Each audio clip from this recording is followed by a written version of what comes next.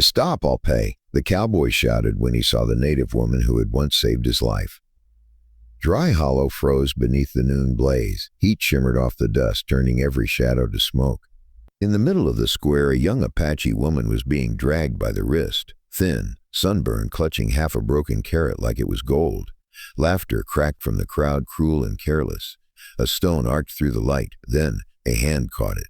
Lucan Doyle stepped from the shade, coat gray with trail dust, eyes sharp beneath the brim of his hat. He looked at the girl, then at the jeering faces. Without a word, he bent, picked up the crushed carrot, and laid 2 silver coins on the stand.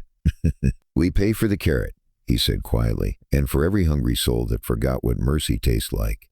Silence fell thick as sand.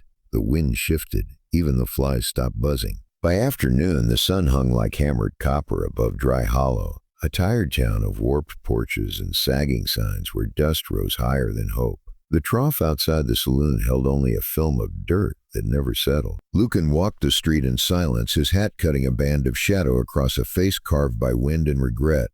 His coat hung loose, edges stiff with salt. On his wrist, beneath a frayed cuff, 2 faint punctures marked where a rattlesnake had nearly taken his life years ago. No one knew that story. He didn't tell it. He was a man who spoke little, listened less, and worked quiet, breaking horses for the ranchers of the San Simon Valley. He'd once served under a flag he no longer believed in, chasing shadows through Curricua country. When the war ended, he kept his silence and left the uniform behind. That day, when he stopped the crowd from striking the Apache girl, he hadn't planned to. It came sudden as a cough of wind. But when he looked into her eyes, dark, steady, unflinching, he remembered that same gaze years ago, when he lay dying in the desert and a stranger's hands poured water between his cracked lips. She was older now, but unmistakable. Her name, he would learn later, was Nayeli. Her cheeks were streaked with dust, her black hair heavy and matted. She carried herself like someone who'd forgotten how to kneel. When the merchant spat near her feet, she didn't flinch, only lowered her eyes to the carrot as if it were prayer. Lucan offered her his coat.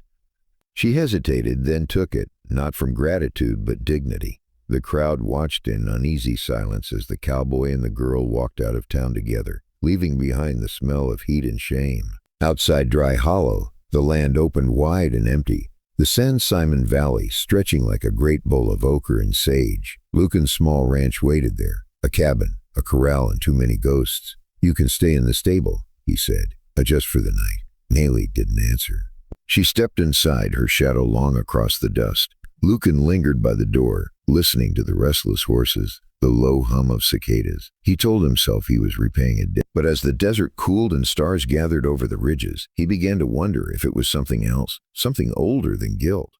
By morning, she was still there. He heard the scrape of a bucket before he saw her, crouched by the fence, sleeves rolled, milking his old brindle cow, the one that usually tried to kick anyone near it. Now it stood still as stone. "You don't have to do that," he said. Nayeli didn't look up. "You gave me food. I give back." "You gave back." "It wasn't charity." "No," she said, setting the bucket aside. "It was debt. I pay mine." Her voice held weight, not defiance, but balance. Lucan could have argued, but her calm left no room for pride. Later, when he brought her bread and beans, she ate apart from him, saving crumbs for later. She never turned her back to the open desert. By noon, Caleb Boone rode up the path, a wide man with a laugh too loud for the dry air. He spotted Nayeli by the well and whistled. "A pretty one." "Didn't think you took in company, Doyle." Lucan shot him a look sharp enough to cut rope. A drop at Boone. Caleb's grin faded until he saw something stranger than the girl, Lucan almost smiling. That night, Lucan sat on the porch. Nayeli sewed a tear in her sleeve with a thorn for a needle. The firelight caught her profile. Strong cheekbones, fine jaw, faint scars at her wrists. He wanted to ask what happened to her people, but her silence said the questions would only open old wounds. When a coyote cried from the ridge, she looked toward the sound. "Back home," she said quietly. "They call that the cry of the searching ones. You think it'll find what it's looking for?" She smiled faintly. Not tonight." He let the silence sit between them, soft like respect. Days turned slow and Dry Hollow. Lucan expected to find her gone each dawn, but she stayed. She fed the horses, mended fences, worked the land like someone who belonged there. Once he found her kneeling in the dirt, tracing lines with a stick, circles and marks that formed a crude map. "What's that?" he asked. "The valley," she said. "The wind runs this way. It brings storms from the south." The map was precise. "You've been here before." "My people were," she said quietly. "Before the soldiers came." He didn't press. Later, when a wild stallion nearly threw him, she slipped into the corral and murmured something in her language, short, rhythmic, like a heartbeat. The horse froze, then lowered its head. "What did you say?" Lucan asked. "I told him you don't fight unless you must." He laughed softly. "He believes that more than I do." For the first time she smiled, small, cautious, real. After that, the air between them changed. They worked side by side, sometimes humming songs of different worlds that somehow met in rhythm. One night he handed her a harmonica. "You play." "He used to." She lifted it to her lips and drew a trembling tune from the metal. When she stopped, he said, "I guess it just needed someone who remembered how to breathe." A week later, Sheriff Royce Harlan rode up, badged, dull in the sun. "Heard you're keeping company with one of them reservation runaways," he said. Lucan's jaw tightened. "You heard wrong. Folks get uneasy seeing her kind walking free," Harlan warned. "Anyway, can lose more than friends keeping the wrong company." When he rode off, Nayeli's voice came from behind. Voice came from behind. "Risk your peace for me." Lucan turned. The peace was never mine to keep. That night he dreamed of fire, villages burning, screams swallowed by wind. When he woke, she was sitting by the fire outside, awake too, as if she'd felt it through the walls. Neither spoke. In the days that followed, their touches grew unintentional but lingering. A brush of fingers passing a canteen. A glance that stayed a heartbeat too long. It wasn't love, not yet. Just the quiet trust of two souls who'd stopped running. Trouble came at dusk. Lucan sensed it before he saw them, the riders' silhouettes against the dying sun. Eamon Pike led them, bottle swinging from his hand. "Well, if it ain't the Saint of Dry Hollow," he slurred. "Heard you been harboring a pretty little fugitive. Got papers saying she's worth $40. Lucan's voice stayed calm. "You're not taking her," the drunk sneered. "Don't make this holy, Doyle." The cabin door opened. Nayeli stood there, backlit by lantern light, her face unafraid. Pike pointed. "There she is." Lucan moved between her and the men. "Ride home, Pike," he warned. "Pike," he warned. But pride doesn't listen drunk. Pike swung the bottle. Glass shattered across Lucan's temple. The night split open with gunfire. When the smoke cleared, 2 men lay dead. Pike fled into the dark, bleeding. Lucan's shoulder burned. Nayeli tore a strip from her sleeve, pressing it to his wound. "Hold still," she murmured, hand steady. The nearness of her unsettled him more than the pain. "They'll come again," she said. "I know."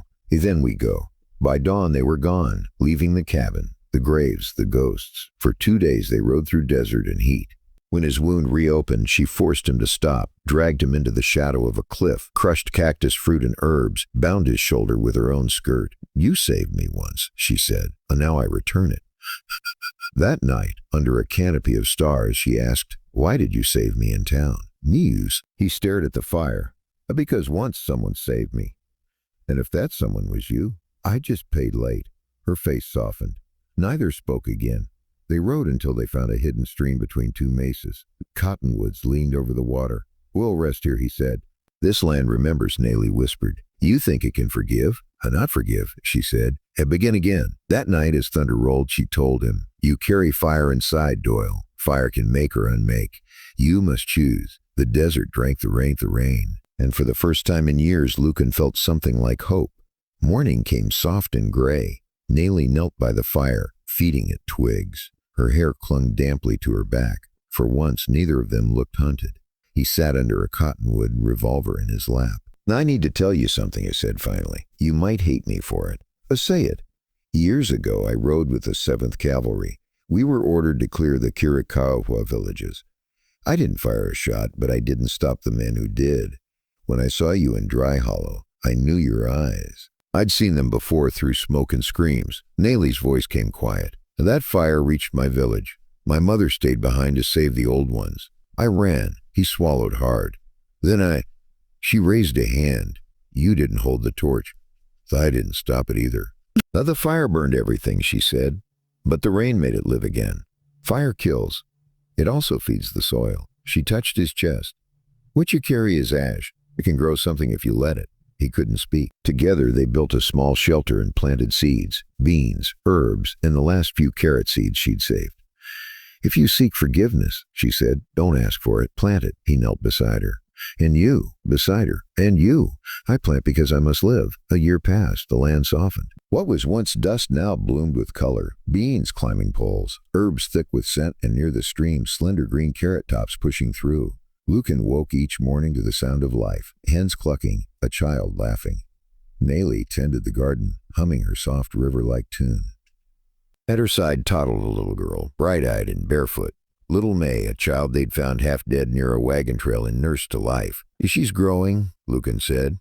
Nayeli smiled. You sound surprised. I never thought this land could hold anything soft. It holds what we give it, she said simply. By noon, Caleb Boone rode down the ridge. Doyle, you turn this patch of death into a garden. He handed Nayeli a jar of fruit. Take this to your wife. Tell her it came from the earth you once called dead. When he left, Lucan turned to Nayeli. You could go back now. It's safe. And leave this, she said. Home isn't given, Lucan. It's the ground you choose to stay on. They sat on the porch, watching the light turn gold. The child chased fireflies through the grass. Rain began to fall, light and cool. Light and cool. They laughed, real laughter that rose from somewhere unbroken. The land thanks you, she said. Lucan shook his head. No, it forgave us both. She smiled. Then we are even. He reached for her hand. Not yet.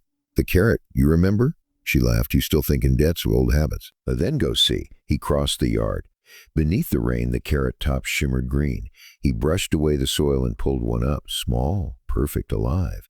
The first one grows slow, Nayeli said behind him. The land tests your patience, and if we pass, then the rest will follow. Lucan laughed softly, holding the root like a relic. Then I guess we're even. Nayeli joined him under the rain, little May in her arms. The storm washed the desert clean. Lucan looked across the valley, rain turning the world silver. All that time, he said, I thought I was lost out here. Nayeli pressed the child's hand into his. You were, until the desert found you, and somewhere beneath the soil a seed split open, its green tip pushing toward the sky. For the first time in years, Lucan Doyle didn't think of what he'd burned or lost, only of what had finally begun.